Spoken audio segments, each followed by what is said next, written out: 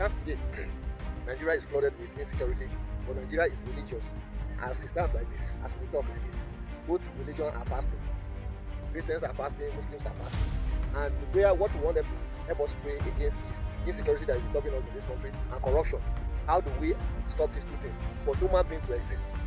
Now, if you ask either a pastor or an imam or a sheikh, why is this thing happening to us in Nigeria? Why is this buying on a regular? Why is corruption on a high level? They will tell you that it's a sin of our forefathers, or it is our own sin that is making this calamity to befall us. We agree. Now, if we now see ask this same set of individuals that India did not worship Allah, doesn't worship Jesus. China don't recognize any religion. Russia don't either. All this Northern Korea, South Korea and North Korea, then Japan, they don't believe on those things, and they have peace, they have progress, they have technological advancement, and they don't believe in religion. So what are we going to, how are we going to preach to this kind of people? What are we going to say that make them prosper, even though they are not religious? Why we that we are religious, we can't prosper, and we are flooded with all sorts of criminalities and terrorism? When you ask them this question, they will begin to say, they will not give you a straight answer, because you cannot be able, you can't be cherry picking and giving analysis. You must do what we call comparative analysis.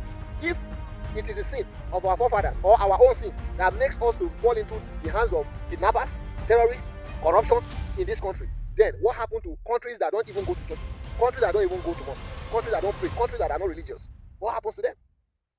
As it stands today, if you go to Japan and you preach hellfire to somebody, that you are preaching hellfire to a child, you will be sentenced to life, to I think 2 years imprisonment, or how many years, I can't really remember, but they will sentence you to prison for preaching that the child will go to hell if the child did not do the right thing. You will be sentenced to prison.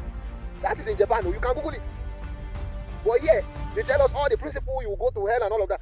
Does that mean that the so-called leaders who are embezzling our resources, they don't know that they will go to hell? Or is it that this hell is just like an idea to deceive with the gullible followers? Terrorists that are buying people on a regular, that are doing all sorts of things, helping people to go to whichever heaven they are talking about. Are they not afraid they will also go to this hellfire with their preaching to us? Now let me bust your brain. Go to India. When somebody dies, they incriminate the person. And for your own sake, incrimination simply means when somebody dies, they will set you on fire, and then they will burn you to ashes.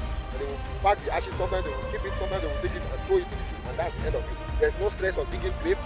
They save you from the idea of you are going to suffer in grave.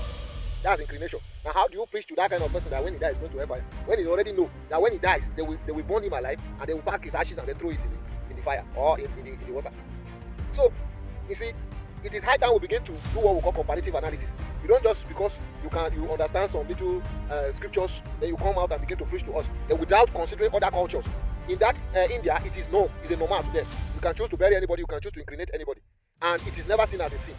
But here in Africa and in Nigeria, we got this religion from, imported religion from these white people. Now we sabi pass. Now we know who won't go hell. Now we know who they go. As a matter of fact, anywhere you go that you are not religious, maybe you are not a Christian, you are not a Muslim, you have been seen as somebody who is straightforward going to hellfire. As if now then they give ticket to hellfire.